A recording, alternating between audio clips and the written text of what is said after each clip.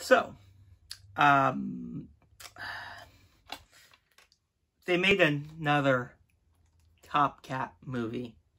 So in 2018, for a series that we did here called The Midnight Who Files, I talked about this, which is Top Cat the movie. I did mention that there was a sequel, but I didn't really care to watch this.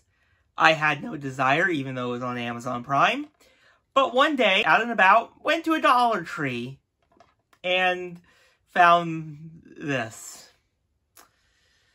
And I watched it. And it is definitely something. It wasn't very good. I didn't enjoy it. I maybe regret that $1 I even paid for it. I don't know.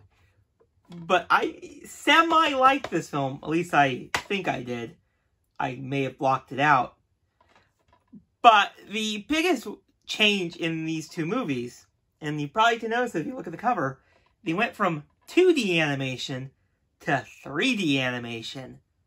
But this is the prequel. So somehow they became 2D in the future. It's weird. Now what I can say about this 2D animation, sorry, the 3D animation, is they tried. I don't think this is awful animation. You know, the animation kind of tier is you got the best animation, which is, you know, Pixar, DreamWorks, and Disney. That's pretty good. Then you get the middle ground. That's, it's okay.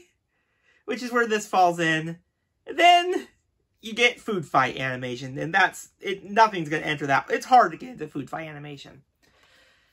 But, you know, like, they did do pretty good jobs with the character models for Top Cat and the Gang and Officer Dibble. I think they look like the characters, which is what you want. That's good. They did that. They did something. But the side characters and the backgrounds, they're just okay.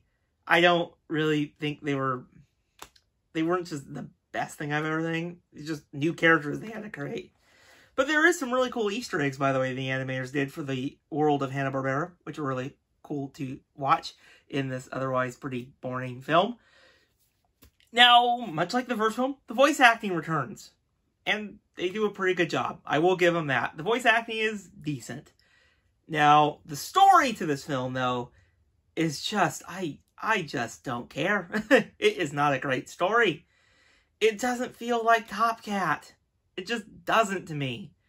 But the parts that do feel like Top Cat, with Top Cat and Benny the Ball, when they're just kind of scamming people all around town, that felt like Top Cat. And I wish we got a whole movie with that. This, I don't like it. They're, you know, trying to stop Mr. Big. This is not a great film. You know, when I look at these two Top Cat films, they're both forgettable. They're both they're just movies. They're trying, you know, they're just being entertainment for a younger audience. And I'm definitely not in that target audience. But if you're a fan of Top Cat, I just don't think you'll enjoy this movie. You know, I can at least see they tried to make a good product, which is more than I've seen from a lot of bad movies I've watched over the years. But I just think this movie is just not great.